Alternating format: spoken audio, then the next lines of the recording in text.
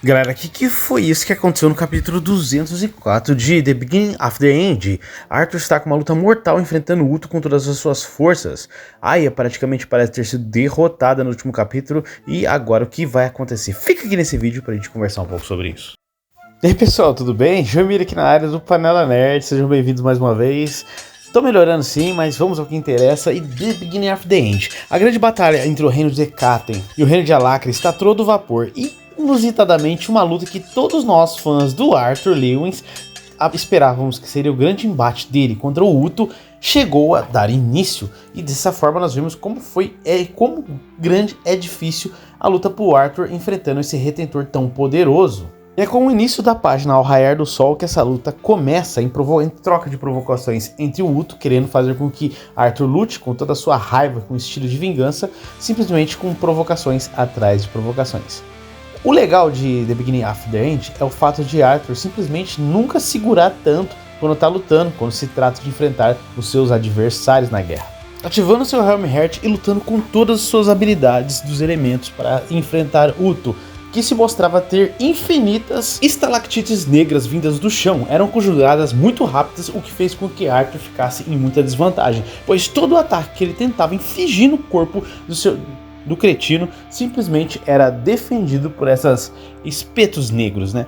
Eu vou falar para vocês que mesmo que Arthur ativou a sua velocidade contra o elemento do trovão, conseguiu atacar de certa forma o Uto com força, mas mesmo assim a diferença foi se mostrando ao longo da luta. Uto ficando cada vez mais entediado e lutando com cada vez mais estalactites. Quando Arthur percebe uma coisa interessante, galera, se você parar pra pensar, faz todo sentido. Eles estavam lutando num lugar onde tinha muita sombra.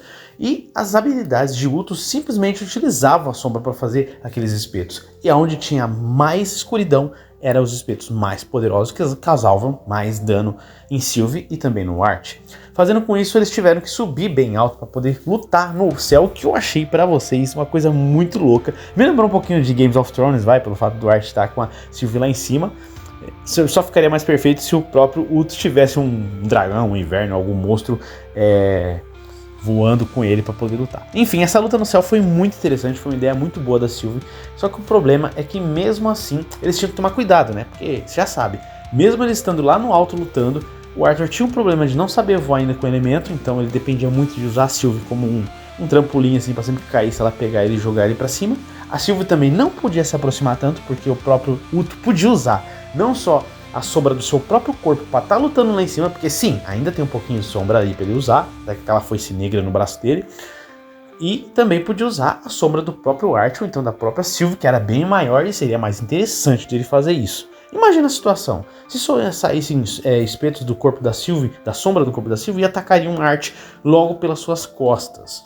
Bom, não vou teorizar isso, eu só sei que o clímax dessa luta foi quando o Arthur carregou toda a sua energia e atacou o peito do Uto. Provavelmente ele queria acertar a fonte de mana dele, né, o seu núcleo. O problema é que nesse momento ele percebeu que a espada começou a tremular na mão de Art, que tinha vários mini espetinhos ali, como se fossem uns pregos, sei lá, uns mini espetos protegendo seu corpo, bem naquela parte onde o Art atacou ele. E é nesse momento que o Uto diz que está extremamente decepcionado e tinha percebido alguma coisa desde o começo. Ponto que eu quero falar pra vocês sobre o Retentor Uto. Imagina o quão aterrador foi a antiga lança que tinha Ellie, que morreu na luta contra a Uto lá dentro daquela caverna. Só tinha sombra ali, com a diferença de ter as tochas, né, e os ataques de mana do exército que estava com ela. Eles não teriam nenhuma chance. Enfrentar Uto dentro de uma dungeon é praticamente suicídio. Então, será que tem mais algum outro retentor ou foice que tem a mesma habilidade? Bom, pelo que a gente viu com a primeira retentora que o Art acabou derrotando na floresta, eles têm bem poderes distintos, então provavelmente os outros vão aparecer com poderes totalmente diferentes. Não sei se vocês perceberam outra coisa, mas esse Uto é um verdadeiro cretino, né? Por exemplo, o cara, ele quer lutar a ponto de quase que ser morto, porque se você parar pra pensar, quando ele pega lá dentro do estaleiro onde tinha as pessoas lá presas, na qual eles descobrem a traição do Fred e que o Art chama a Ai pra ir pra lá, era de noite.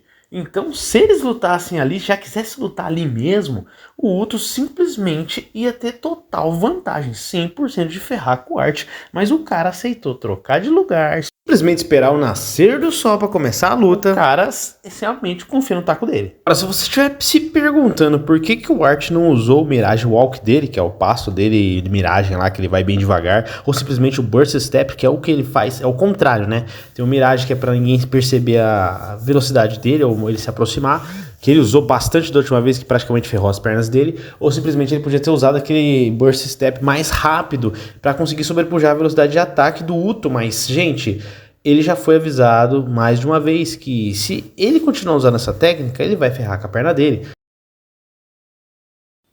Tanto é que, pessoal, que a última vez que ele usou esses steps, Mirage Steps dele em Darwin, quando ele descobriu aquele portal lá, e ele teve que fugir todo o caminho, porque a foi descoberto o paradeiro dele ali e ficou quieta por ela mesma.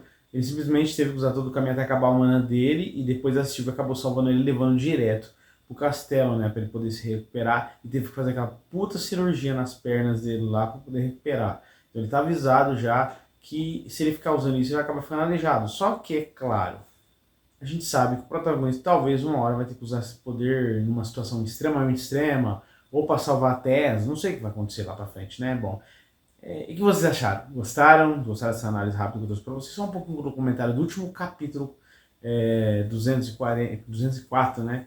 E tipo assim, eu devo dizer para vocês uma coisa, tem o Nobel do Tabet, para você estar vendo, né? O The Beginning After the End. E é tranquilo, tem todo o texto lá, é uma forma que eu consegui usando o Talkback do celular para estar acompanhando e poder trazer para vocês, né? Porque o mangá provavelmente dito para eu poder estar vendo força demais as vistas, né? Mas me fala aí, você gosta de Tablet ou tá muito esperando o Top God aqui no canal, que logo vai voltar também, tá, pessoal? E eu tô cada dia melhor, então muito obrigado por sempre vocês estarem apoiando aqui o canal, beleza? Forte abraço, fique com Deus, deixa a panelada no like sua aí, no caso aqui é panelada de mana no canal, e até mais, tamo junto, até depois do